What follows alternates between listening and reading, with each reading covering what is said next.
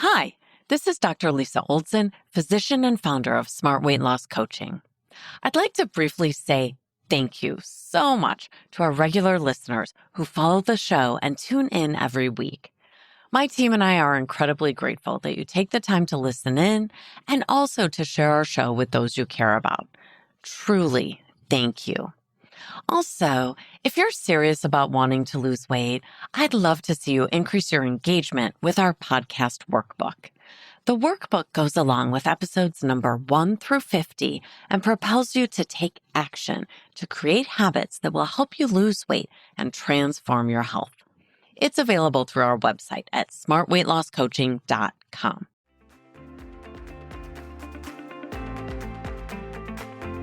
Welcome to the Smart Weight Loss Coaching Podcast.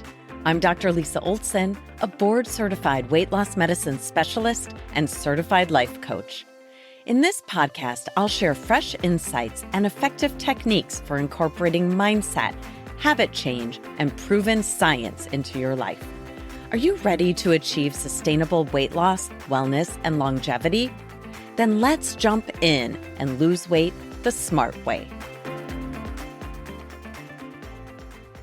Welcome back. Today's episode is called Your Brain is Not as Stuck as You Think When It Comes to Weight Loss. And that's really true. My mother is almost 77 years old, and this year she ran a half marathon, paddled in a kayaking marathon, ran 10 kilometers often on the weekends, ran various 5Ks, and rode her bike 24 miles in a day. Last year, she biked 100 miles over 2 days to raise money for multiple sclerosis. I find it remarkable that she keeps going like an Energizer bunny year after year. What is it that drives this adorable grandmother to get up at 5:30 a.m. every morning to work out? Is it the promise of those elusive endorphins, the feel-good hormones that create a healthy and natural mood boost? Is it an exercise addiction, or is it the social connections with her workout friends who are sometimes years, if not decades, younger than she is? While there are many pieces of the puzzle that drive her to this level of activity in her mid to late 70s, there's also something about habits at work here. That's what we're going to talk about today. I aspire to this level of exercise habit, and I'll bet many of you do too, though perhaps you can't imagine how you'd get there if you're not very active today. Mom also didn't expect to become an athlete back in her 30s when she was juggling 2 kids and a small business. She was working hard and sometimes burning the candle at both ends. But at some point, she decided to try jogging as a way to manage stress. Her first 5K took a lot of training and preparation. Like all of us, she didn't wake up one day with a coupon for a new habit under her pillow dropped off by the Healthy Habit Fairy. She created her exercise habit with intention, and you can do it too. In order to create a habit by design, let's take a look at how habits form. It might seem obvious, but without a roadmap for how to create a new habit, we may struggle to ever reach our goals. A habit is a behavior or action that you engage in over and over again. Eventually, the brain creates what's called a neural pathway for that behavior.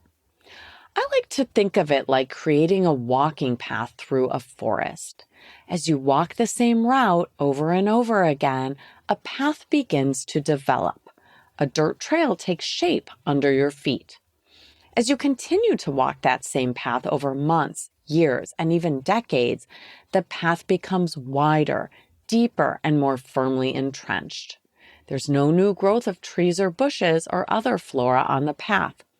All obstacles on the trail are tamped down and move out of the way thanks to the repetition created by the walking habit. This path wouldn't exist if you only walked through the forest once a month. Your path is super clear, and as the creator of the well-worn path, you are the expert who can navigate it, even in the fog, even on a dark, stormy evening, maybe even with your eyes closed. Your path can't be washed away with a regular storm or change of season. Once it's established, it takes a massive event to destroy this path. This is how our brains work when we've practiced a behavior over and over again.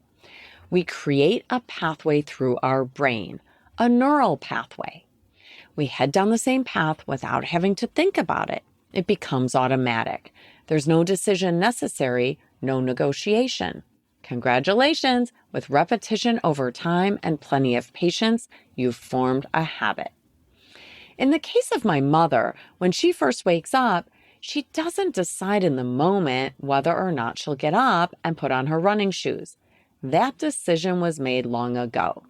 She gets up, puts on her sneakers, and heads out the door, whether or not the weather is nice, whether or not she's in the mood, and whether or not she has something heavy on her mind.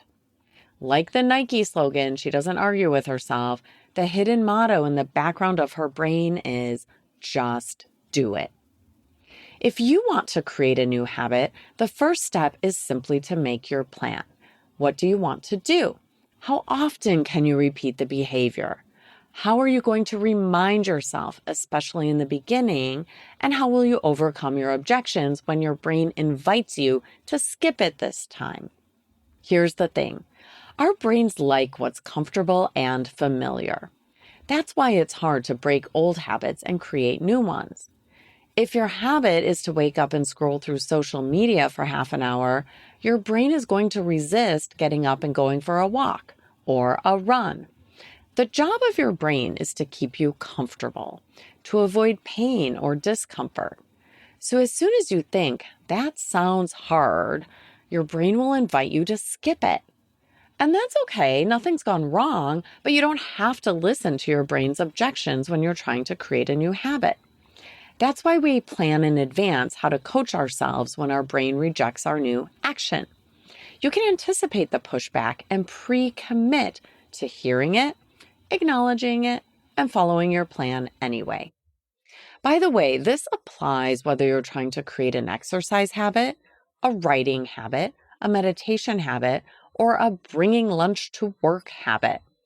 We have to set the intention, practice the new behavior, anticipate obstacles, and coach ourselves to overcome those obstacles by pre-committing to the new habit. The next step is simply to repeat. Just like walking through the forest creates a new path slowly over time, we'll form a fragile new neural pathway and then we'll strengthen it with repetition. This process is called synaptic plasticity. Over time, as you continue to perform the behavior, the neural connections become more efficient and the behavior becomes automatic. In essence, we rewire our brains by intentionally engaging in a behavior over and over again. Habits often follow a cue, routine, reward loop. The cue is a trigger or a stimulus that initiates the habit. The routine is the behavior itself, and the reward is the positive outcome or satisfaction you get from completing the routine. This loop reinforces the habit by associating it with a positive outcome. So if we think about creating a morning exercise habit, maybe the trigger is waking up when my alarm goes off, going into the bathroom, and seeing my workout clothes and shoes laid out next to the bathtub. That triggers the routine, which is putting on the clothes and going to exercise. The reward for me is that I track yes or no on a calendar to indicate whether or not I got up and exercised as planned. Seeing my yeses add up is the reward that reinforces the loop. By the way, if you've been listening to this podcast for a while, you know that I'm a fan of partial credit. If my plan was to wake up at 6 a.m. and walk for an hour, but I snoozed until 6:30 and only walked for 20 minutes, that's still a yes for me. We're looking for progress, not perfection. You might call it successive approximations toward a goal. Baby steps, people. Reward your baby steps. Consistency and repetition are key factors in habit formation and in forging new neural pathways. The more consistently you perform a behavior, the stronger the associated brain pathways become, making the habit more ingrained in your daily life. So, just like walking the path through the forest over and over again makes that path clear and easy to follow, frequently repeating that morning exercise routine eventually makes it the default. Our brains are always looking for the easy path. We don't want to try new and harder things, but with deliberate practice, the new routine will become a habit.